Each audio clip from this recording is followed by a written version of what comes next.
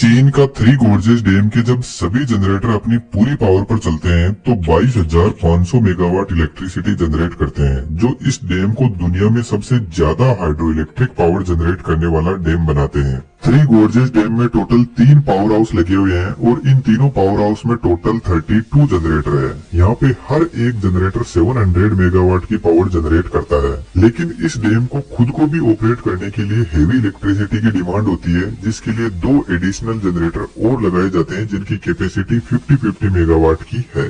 इस स्पिलवे के दोनों साइड में 2 पावर हाउस लगे हुए हैं। इस साइड को लेफ्ट बैंक बोलते हैं, इसमें टोटल 14 जनरेटर लगे हुए हैं और राइट बैंक के पावर हाउस में 12 जनरेटर लगे हुए हैं। लेकिन यहाँ पे थर्ड पावर हाउस अंडरग्राउंड है जो 2012 में ही बनके तैयार हुआ। इसमें टोटल 6 जनरेटर है। यह पावर हाउस एक्चुअल में इस पहाड़ के नीचे बना हुआ है।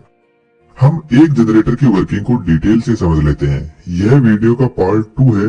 फर्स्ट पार्ट का लिंक डिस्क्रिप्शन में अवेलेबल है। आप इस वीडियो के बाद में भी उसे देख सकते हो, जहां हमने इस डैम के कंस्ट्रक्शन की बात की है।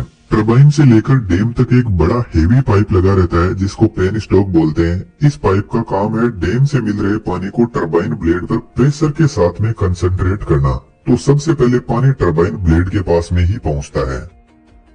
हाइड्रो इलेक्ट्रिक डैम में मल्टीपल टाइप के टरबाइन होते हैं, लेकिन Francis turbine hydro electric dam की सबसे फास्ट चॉइस होती है, क्योंकि ये 90% एफिशिएंसी पर काम करते हैं, जो मीडियम और हाई हेड टरबाइन होते हैं। अब फ्रांसिस टरबाइन की डिजाइन कुछ इस टाइप की होती है कि पानी इनके ब्लेड से टकराता है और चारों तरफ रोटेट करते हुए नीचे से इनके एग्जिट हो जाता है। यह टरबाइन के ब्लेड नीचे से ओपन होते हैं, तो जब पानी अपनी एनर्जी टरबाइन ब्लेड में ट्रांसफर कर देते हैं तो ब्लेड के नीचे से पानी एग्जिट कर जाता है और इस पानी को बाहर वापस रिवर में छोड़ दिया जाता है।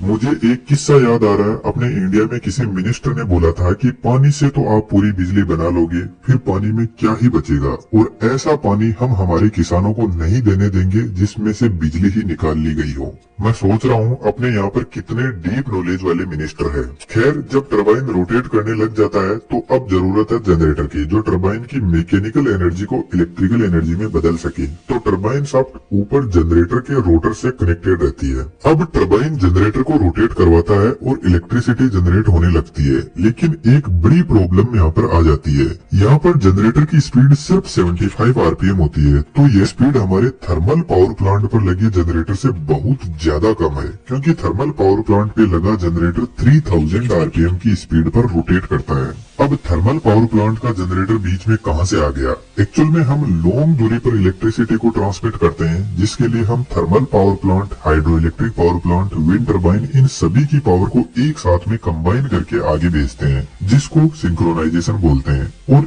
इन पावर प्लांट को एक साथ में सिंक्रोनाइज करने के लिए फ्रीक्वेंसी सेम होनी चाहिए। यह सबसे पहली कंडीशन है। हमारे इंडिया, चाइना और यूरोपियन कंट्रीज में 50 हर्ट्ज स्टैंडर्ड फ्रीक्वेंसी है और स्पीड का फ्रीक्वेंसी से सीधा रिलेशन है। यदि आप स्पीड कम करते हो तो आपको फ्रीक्वेंसी भी कम ही मिलेगी। अब यहाँ पर तो स्पीड का बहुत बड़ा गैप है, तो इसको सिंक्रोनाइज कैसे किया जाए? तो इंजीनियर्स ने फिर एक अलग टाइप का जनरेटर डिजाइन किया, जिसको सेलिएंट पोल सिंक्रोनस जनरेटर बोलते हैं। यह जनरेटर स्लो स्पीड में ऑपरेट करने के लिए बनाए जाते हैं, लेकिन इन जनरेटर के रोटर पे नंबर ऑफ पोल्स बहुत ज्यादा होते हैं, जो आप यहाँ पर क्लियरली देख सकते हो। थोड़ा इसको सिंपल करते हैं। जनरेटर के केस में स्पीड का एक फॉर्मूला होता है, speed is equal to 120 into frequency upon number of poles in generator. अब सबसे पहले हम अपने हाइड्रो इलेक्ट्रिक पावर प्लांट की ही बात कर लेते हैं। हमें जनरेटर की स्पीड मिल रही है 75 आरपीएम और फ्रीक्वेंसी हमको 50 हर्ट्ज चाहिए, जो कि फिक्स है।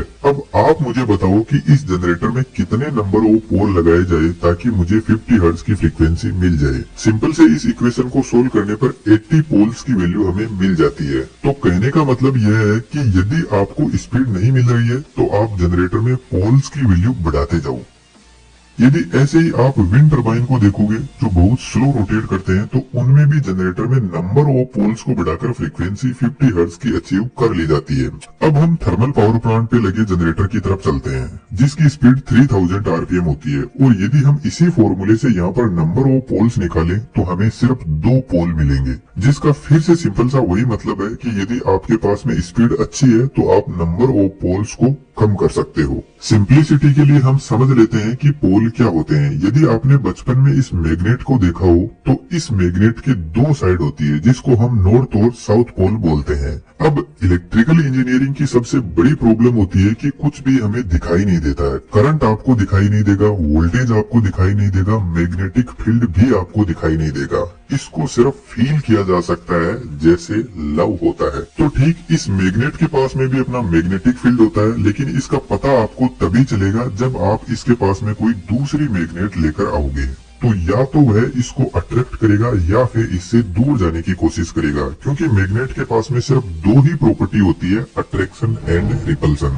यदि मैं आपको सिंपल लैंग्वेज में समझाऊं तो या तो कपल्स में लव होगा या फिर नहीं होगा। यह एक दूसरे को मनाने वाली जो सिचुएशन होती है कपल्स के बीच में, ऐसा मैग्नेट में कुछ भी नहीं होता है। तो यदि आप इस मैग्नेट को रोटर पर चिपका देते हो और रोटर के चारों तरफ स्टेटर वाइंडिंग को सेट करते हो तो यह magnetic field line stator winding को कट करेगी, जिससे स्टेटर वाइंडिंग में ईएमएफ इंड्यूस होगा, जिसको हम वोल्टेज बोल देते हैं। और यही फैराडे का प्रिंसिपल है कि जब आप किसी कंडक्टर को मैग्नेटिक फील्ड में रखते हो तो उसको कुछ फोर्स फील होगा और उस फोर्स को हम वोल्टेज ही बोलते हैं। तो यहाँ पर जो हमारा स्टेटर है वह एक कंडक्टर ही तो है और उसके अंदर एक मैग्नेट घूम रही है जिसके पास मैग्नेटिक फील्ड है। लेकिन इतने बड़े जनरेटर में हम इस मैग्नेट को नहीं लगा सकते, क्योंकि इसकी एक लाइफ होती है। तो फिर हम इलेक्ट्रोमैग्नेट की तरफ जाते हैं जो एक वायर ही होता है जिसको ऐसे घुमा घुमा कर कोइल बना देते हैं। और जब इस कोइल में हम डीसी सप्लाई देते हैं तो यह सेम टू सेम एक मैग्नेट की तरह काम करती है।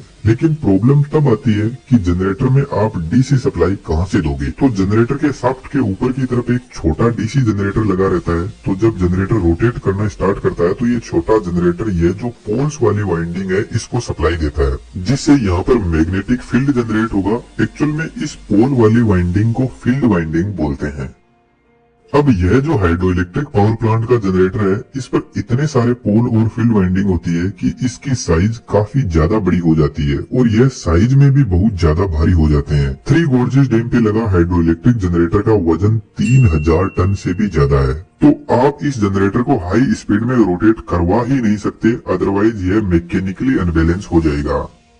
अब आप इन दोनों जनरेटर को एक साथ में देखो। थर्मल पावर प्लांट पे लगा जनरेटर का रोटर एक सिलेंड्रिकल शेप में बना हुआ है, इसलिए इसका नाम ही सिलेंड्रिकल पोल सिंक्रोनस जनरेटर है, जिसकी एक्सियल लेंथ ज्यादा है। बेसिकली ये जो रोटर है इसको हाई स्पीड में रोटेट करने के हिसाब से ही बनाया जाता है। और यदि आप हाइड्रो इलेक्ट्रिक पावर प्लांट के जनरेटर के रोटर को देखोगे तो इसकी रेडियल लेंथ बहुत ज्यादा है और यहाँ पर एक पोल से दूसरे पोल के बीच में एयर गैप बहुत है, तो इसकी वजह से भी यह स्लो स्पीड में रोटेट करते हैं। लेकिन यह कितना भी स्लो रोटेट करे पर यह थर्मल पावर प्लांट के बराबर पावर जनरेट करने में सक्षम है। बेसिकली इस जनरेटर को सेलिएंट पोल सिंक्रोनस जनरेटर बोलते हैं।